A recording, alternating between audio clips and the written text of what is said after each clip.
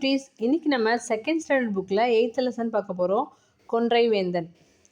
அன்னையும் பிதாவும் முன்னெறி தெய்வம், ஊக்கம் உடைமை ஆக்கத்திற்கு அழகு, எண்ணும் எழுத்தும் கண்ணென தகும், கைப்பொருள் தன்னின் மெய்ப்பொருள் கல்வி, தீரா கோபம் போராய் முடியும், நல்லிணக்கம் அல்லது அல்லல் படுத்தும், நுண்ணிய கருமம் எண்ணிய துணி, பொல்லாங்கு என்பவை எல்லாம் தவிர், மருந்தே ஆயினும் விருந்தோடு உண், முற்பகல் செயின் பிற்பகல் விளையும். இந்த பாடலை இயற்றியவர் ஔவையார். இதுக்கான மீனிங் பார்க்கலாமா? தெய்வங்கள், நம்ம அம்மா அப்பா 2 பேருமே பார்த்திங்கன்னா நம்ம தெய்வங்களாக போற்றப்படணும். அதுதான் அன்னையும் பிதாவும் முன்னெறி தெய்வம். செகண்ட் ஒன், ஊக்கம் உடைமை ஆக்கத்திற்கு அழகு. குறையாத ஆர்வமே முன்னேற்றம் தரும். ஊக்கம் உடைமை ஆக்கத்திற்கு அழகுனா என்ன அப்படின்னு பார்த்தோம்னா, நம்ம ஒரு விஷயம் பண்ணும்போது அதில் நிறைய இன்ட்ரெஸ்ட் இருந்தால் தான் அதில் ஏதாச்சும் நம்ம அச்சீவ் பண்ண முடியும், அதாவது அதில் வளர்ச்சி காண முடியும். இதுதான் குறையாத ஆர்வமே முன்னேற்றம் தரும். தேர்ட் ஒன்று, எண்ணும் எழுத்தும் கண்ணென தகும்.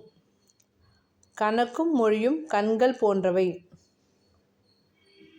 நம்ம பேசுகிற மொழியும் கணக்கும் தான் பார்த்திங்கன்னா கண்கள் போன்றவை அப்படின்னு சொல்கிறாங்க.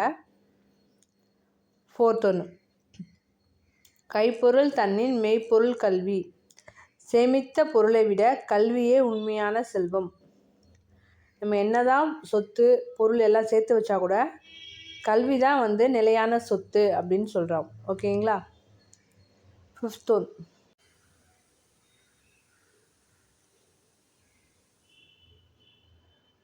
ஒன், பார்க்கலாமா?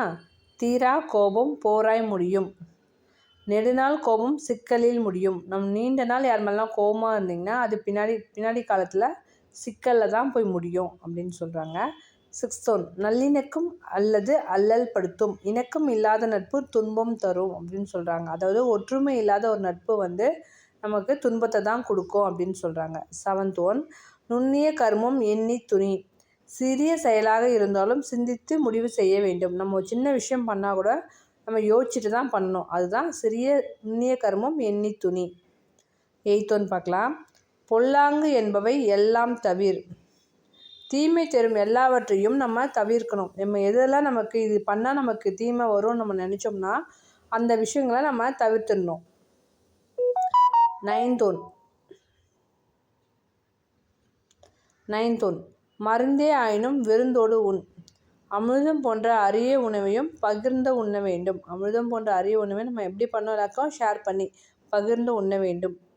10th ஒன், முற்பகல் செயின் பிற்பகல் விளையும். செயல்களுக்கு ஏற்பவே விளைவுகள் இருக்கும். நம்ம செய்கிற செயலுக்கு ஏற்ற மாதிரி தான் அதுக்கான பாதிப்புகளும் இருக்கும். சரிங்களா?